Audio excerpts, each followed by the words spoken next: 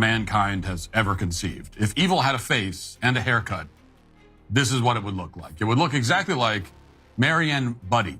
Are we seeing the most explosive presidential sermon ever?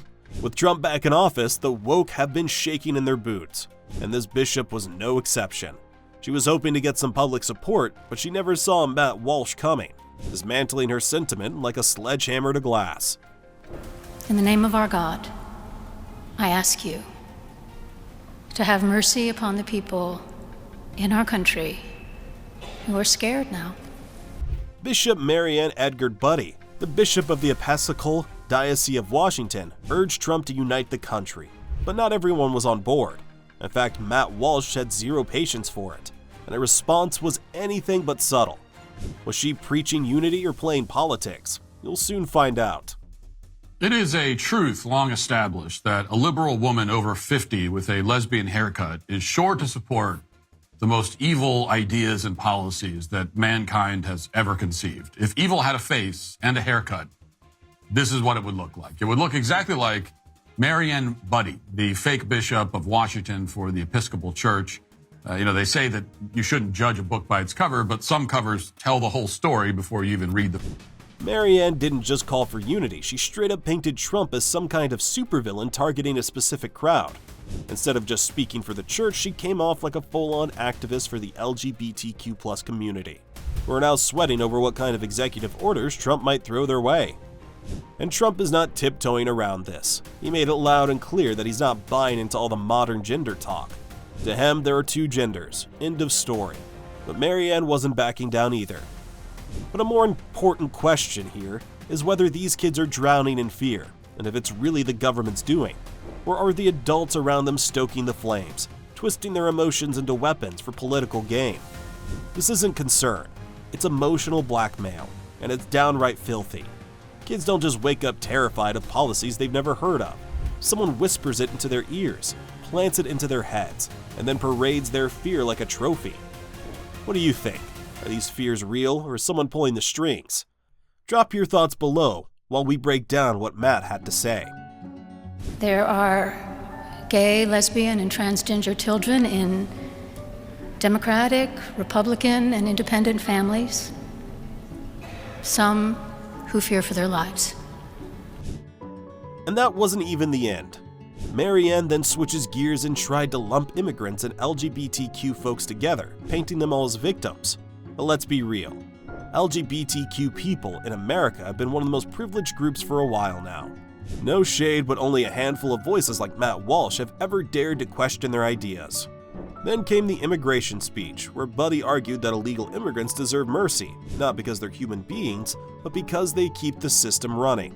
They pick crops, mop floors, process meat, wash dishes, and pull all-nighters in hospitals. In her eyes, they might not have the right paperwork, but that doesn't make them criminals. They pay taxes, they're good neighbors, and they fill up churches, mosques, synagogues, and temples.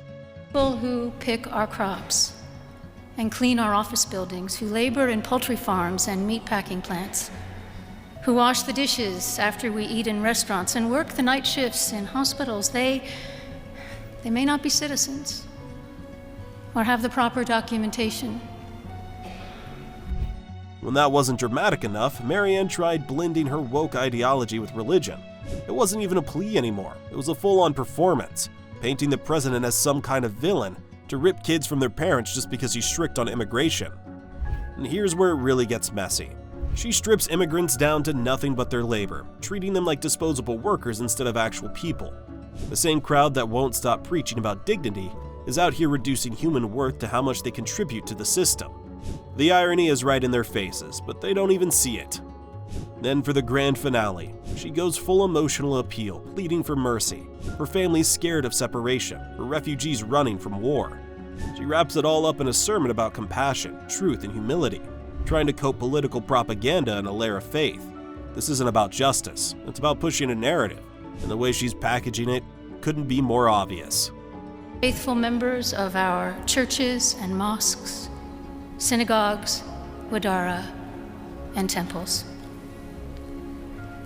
I ask you to have mercy, Mr. President, on those in our communities whose children fear that their parents will be taken away. and that you help those who are fleeing war zones and persecution in their own lands to find compassion and welcome here. Walsh wasn't about to let that slide. He called her plea outright blasphemy, tearing through her arguments like they were made of paper. Marianne thought she was setting the stage for sympathy, but she had no clue what kind of storm was headed her way. Now, this is blasphemy of the most extreme kind. Hell exists for people like Marianne. That's why it's there. For her. Although, unless she repents, which I hope that she does. But if she doesn't, help. Matt Walsh didn't just go off on her. He came prepared. He laid out his argument, stacking receipts on how Marianne had a habit of blaming everything on the president, even the riots outside her own church. This wasn't some random outburst. She had been pushing this narrative for a while, and Walsh made sure everyone knew it. Only in the architectural sense. I mean, the churches themselves are often quite beautiful. Architecturally, everything that happens inside those churches is hideous. In any case, Marianne Budde was responsible for overseeing the church at the time, and after the violence and arson had subsided, she went on PBS to talk about what happened. But instead of defending her church or condemning the rioters who had just lit St. John's on fire, Marianne blamed. Instead of owning up to what went down, Marianne just threw it all on the president, like his mere presence at the church was the problem. Sounds ridiculous, but that was her whole argument. No logic, no accountability, just pointing fingers. Well, if the president had come to pray, if the president had come to greet us in the name of the country and to offer an encouraging word, that would have been one thing. But that's not what he did. That's not what he did. And he is always welcome to come and pray. He is always welcome to be part of the worshiping body, but not to use the mantle of the church to his political, to communicate. Marianne had been making headlines since Trump's first term, always quick to pin everything on him. But this time, Matt Walsh wasn't letting her run with the same tired narrative. He came in swinging, ready to tear her arguments apart piece by piece. And, of course, there's no self-awareness to any of it. This woman, this fake bishop, has built her entire career around using the mantle of the church to communicate a political message. For more than a decade, she's done exactly what she's accusing Donald Trump of doing. And after St. John's was torched, she doubled down on that approach. This is worth reiterating because it was one of the single most remarkable moments of the first Trump presidency. The left nearly burned down a historic church in D.C., and they made Trump into the villain of that story. Walsh claimed Budde's speech felt more like a political rant than a real sermon, accusing her of pushing leftist ideas instead of sticking to religious teachings. He doubled down, saying her position as a female bishop went against traditional scripture and was proof that women shouldn't be pastors, priests, or bishops in the first place. However, with everything stacked against her, Marianne still refused to back down from her radical comments. Even when the president demanded an apology, she stood her ground, making it clear she wasn't about to fold. Now all eyes are on Trump, because if there's one thing he doesn't do, it's let things slide. What move do you think he'll make next? Let us know in the comments section down below.